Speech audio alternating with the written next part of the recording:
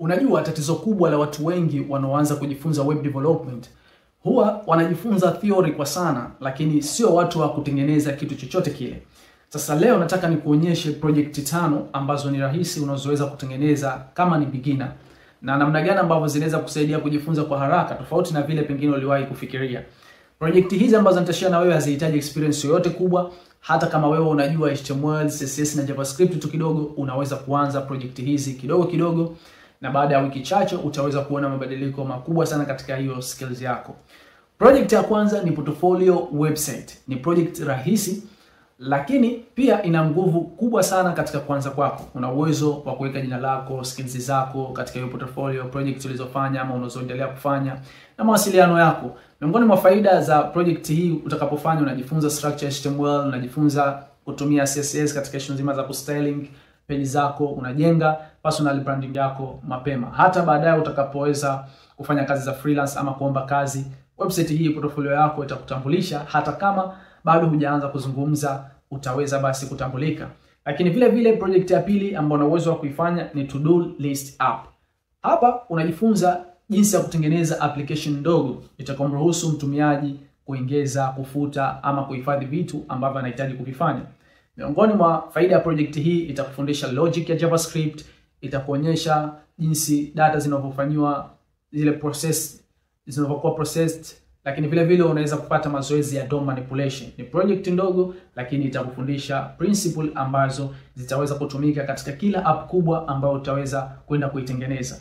Project ya tatu ni weather app. Project hii itaweza kukufundisha kuweza kutumia APIs, kitu muhimu sana kwa developer wote yule. Utaweza kuunganisha app yako na data ya nje, mfano open weather map API, utaunganisha na mfumo wako kwa kupitia API, na utaweza basi kuona namna gani ambavyo vitu vinaweza kuwasiliana.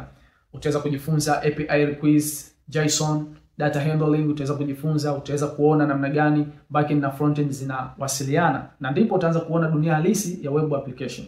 Lakini project ya 4 ni project ndogo ambayo ni tunasema calculator app. Itakufundisha programming kiundani, utajifunza functions, operators, events. Itakusaidia kuweza kuelewa namna gani kodi zina uwezo wa kufanya maamuzi kama kodi zenyewe, lakini vile vile itakupatisha kujua basic na kuweza kujua logarithm kwa vitendo.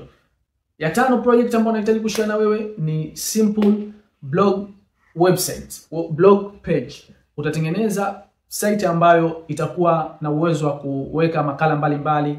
Una uwezo kutumia hapo, utajifunza JavaScript, CSS, utajifunza issue nzima za layout design katika project hii, content structure, utajifunza namna gani ya kuandaa site yako, search engine optimization utaweza kujifunza pia katika project hii.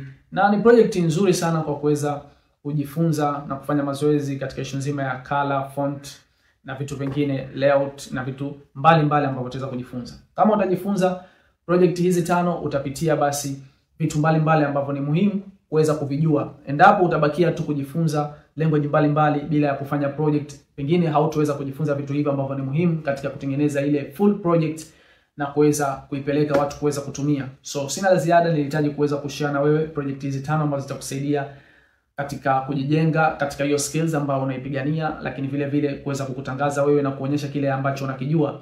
Sina la ziada, naambia katika sehemu ya comment project ipi ambayo tuanze nayo hapa, tuifanye kwa pamoja hapa katika YouTube channel yangu. Share na mimi hapo katika sehemu ya comment, na mimi nitakuja basi kufanya pamoja na wewe katika video zijazo. Like video hii, subscribe kama ni mgeni katika YouTube channel yangu, share na wengine wapate kufahamu project hizi ambazo kama wewe ni beginners ni muhimu kuweza kuzipa kipaumbele katika kuanza nazo, ili uweze kuexperience mapema upande huu wa development. Asante sana, tukutane wakati mwingine.